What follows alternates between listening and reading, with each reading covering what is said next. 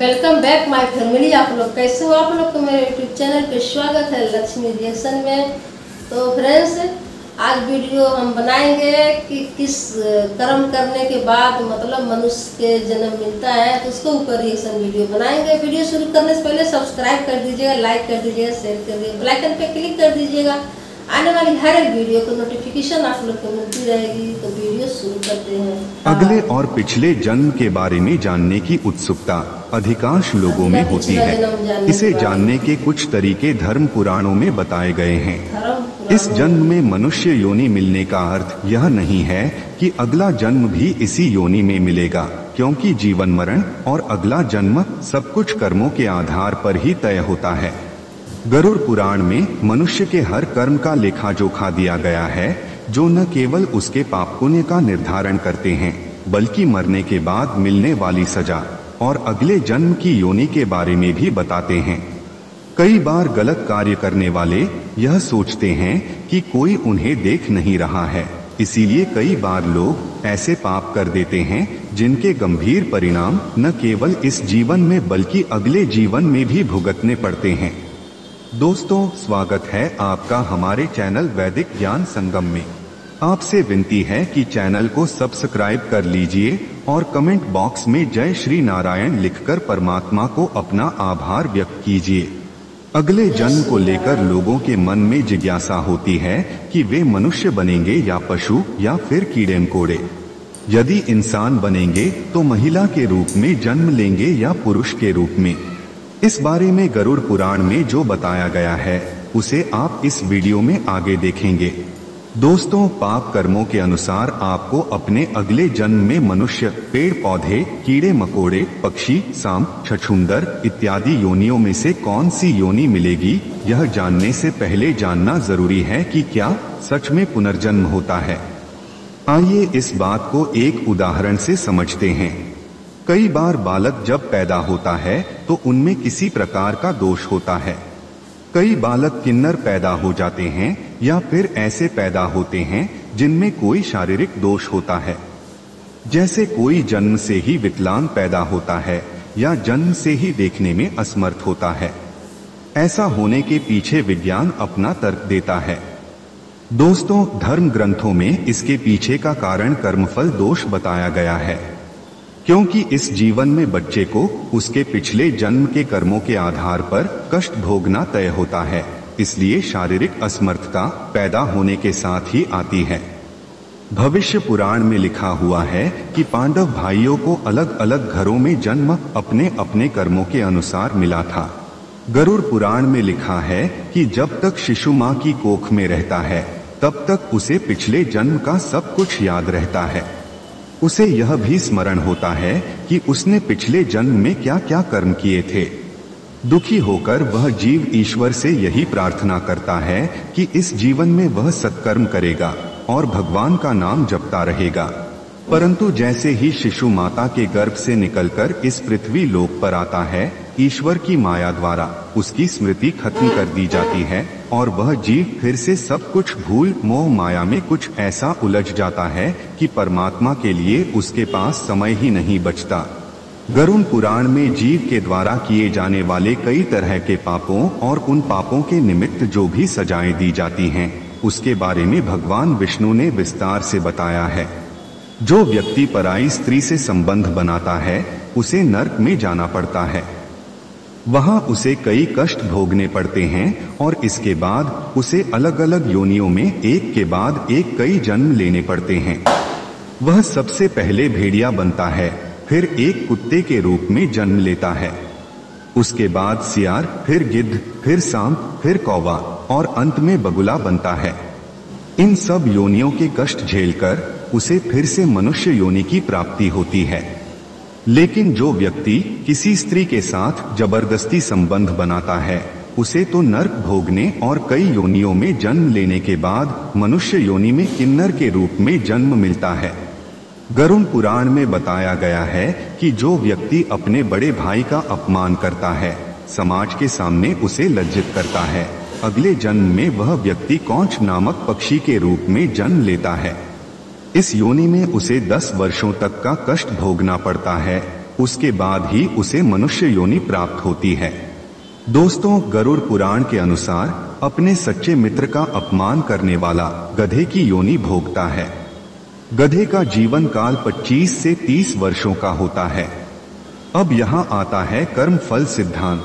अगर आपने अपने मित्र को इतना कष्ट दिया है कि उसे सारी उम्र पीड़ा भोगनी पड़ती है, तो समझ लीजिए कि 25 से 30 साल गधा बनकर अगले जन्म में अपने मालिक का अत्याचार सहेंगे। अगर आपका पाप क्षमा के योग्य रहा होगा तो कर्म फल सिद्धांत के अनुसार आप गधे की योनि से जल्दी ही मुक्त होकर एक साधारण मृत्यु को प्राप्त हो जाएंगे। माता पिता को कष्ट पहुंचाने वाली संतान कछुआ की योनि में जन्म लेती है। कछुए का जीवन काल बहुत लंबा होता है। कछुआ 20 या 30 साल नहीं जीता, बल्कि उसका जीवन काल 200 से 300 वर्षों के बीच का होता है। यानी कि इस अपराध की सजा बेहद लंबी है। बंदर की योनि में वही व्यक्ति जन्म लेता है जो अपने मालिक का विश्वसनीय होकर अपने मालिक का विश्वास तोड़ देता है। ऐसा पापी जीव बंदर के शरीर को प्राप्त करता है, जिसका सामान्य जीवन काल 20 वर्ष का होता है। जो व्यक्ति अपनों से लिया हुआ धन वापस नहीं करता या उनसे छल पूर्वक धन अर्जित करता है, कीड़े मकोड़ों की योनि में जन्म लेता है। योनियों का जीवन काल कितना लंबा होगा, वह व्यक्ति के कर्मफल पर निर्भर करता है। किसी के एहसानों को न मानने वाला बिच्छू की योनि में जन्म लेता है। दूसरों की निंदा करने वाला, बुरा बर्ताव करने वाला कीड़े मकोड़े के रूप में ही जन्म लेता है।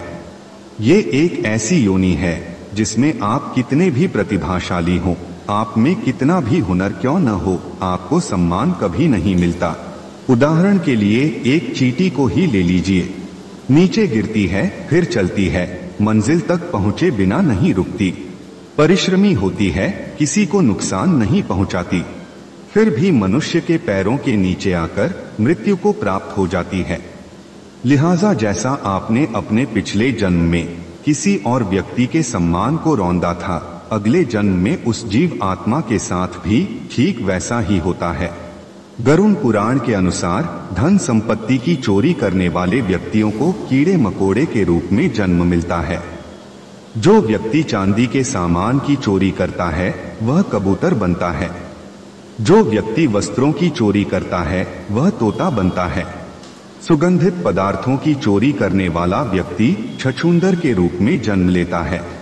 किंतु यदि अपराध चोरी से बड़ा हो तो और भी कष्टदायी योनि प्राप्त होती है। जो व्यक्ति किसी की हत्या करता है तो उसे गधे की योनि में जन्म मिलता है। उसके बाद वह हिरण की योनि में, फिर मछली, फिर कुत्ता, फिर बाघ और अंत में मनुष्य की योनि प्राप्त होती है।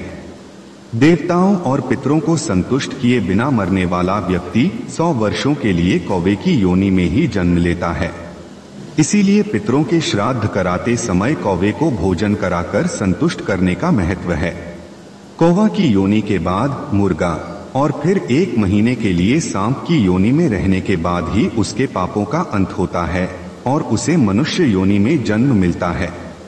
गरुड़ पुराण के अनुसार दूसरों के लिए अच्छा सोचने वाला, धर्म को मानने वाला, धार्मिक ग्रंथों में विश्वास रखने वाला, पशुओं से प्रेम रखने वाला, माता पिता का आदर सम्मान करने वाला, अपने गुरु के द्वारा बताए गए मार्ग पर चलने वाली जीव आत्मा स्वर्ग में जाती है और अपने लिए मोक्ष के दरवाजे खोल लेती है। हम सबको इस धरती पर अलग अलग योनियों में तब तक जन्म लेना पड़ता है जब तक कि हमको मोक्ष की प्राप्ति नहीं हो जाती। लेकिन दोस्तों, यहाँ एक प्रश्न और उठता है कि जब हम अपने पाप कर्मों के अनुसार नरक की सजा भोग लेते हैं तो पुनर्जन्म में सजाएं क्यों मिलती हैं? इस प्रश्न का उत्तर भगवान विष्णु ने पक्षीराज गरुड़ को गरुड़ पुराण में स्पष्ट बताया है। गरुड़ पुराण में लिखा है कि कई बार जीव आत्माओं के कर्म इतने बुरे होते हैं कि जीवात्मा को नरक में यातनाएं तो भोगनी पड़ती ही है, लेकिन अगले जन्म में भी इन कर्मों का बोझ ढोना पड़ता है। जैसे कि किसी महिला के साथ दुष्कर्म करने वाली पापी आत्मा अगले जन्म में किन्नर के रूप में पैदा होती है। इसे हमारे धार्मिक ग्रंथों में कर्म फल का सिद्धांत कहा गया है, यानी कि जैसी करनी वैसी ही भरनी। इस कर्म फल सिद्धांत के अनुसार अगर पाप बड़ा है तो सजा लंबी मिलेगी और अत्यंत दुखदायी भी होगी, और यदि पाप कर्म सामान्य है तो सजा भी कम होगी। दोस्तों, अब आपको भी समझ आ गया होगा कि मनुष्य योनि कितनी दुर्लभ है। इसलिए यदि आप पुनः मनुष्य की योनि में जन्म लेना चाहते हैं या जीवन मृत्यु के इस कर्म चक्र से निकलना चाहते हैं तो इस जन्म में अच्छे कर्म और ईश्वर की भक्ति करें। दोस्तों, आपको इन योनियों से डरने की जरूरत नहीं है। यदि आप अपने विवेक से अच्छे कर्म करेंगे, ईश्वर का प्रतिदिन स्मरण एवं आभार व्यक्त करेंगे तो आपको इन योनियों से नहीं गुजरना होगा। दोस्तों, आशा करते हैं कि आपको हमारी यह कोशिश पसंद आई होगी। अगर हमारा प्रयास सफल वीडियो है गरुड़ पुराण के ऊपर, तो कृष्ण जी समझाए थे गरुड़ पुराण में कि जैसे इंसान कर्म करता है उसी हिसाब से उनको जन्म मिलता है। तो फ्रेंड्स, इसमें ही दिखाया है कि कर्म अच्छा करते जाओ तो अच्छा फल मिलेगा, बुरा कर्म करोगे तो बुरा फल मिलेगा। तो हम लोग के सबको सावधान रहना चाहिए। इसमें जैसा जो करता है उसी हिसाब से योनि उनको मिलती है। तो बहुत लंबाई मतलब वीडियो मैं बताऊंगी तो ज़्यादा लंबा हो जाएगा। तो ये वीडियो आप लोग देखेंगे तो समझ में आ जाएगा, तो इसी हिसाब से आप लोग भी जिए अपनी ज़िंदगी। तो फ्रेंड्स, सब्सक्राइब कर दीजिएगा, लाइक कर दीजिएगा, शेयर कर दीजिएगा, बेल आइकन पर क्लिक कर दीजिएगा। आने वाली हर एक वीडियो की नोटिफिकेशन आप लोग को मिलती रहेगी। तो मिलते हैं नेक्स्ट वीडियो में। Bye bye friends.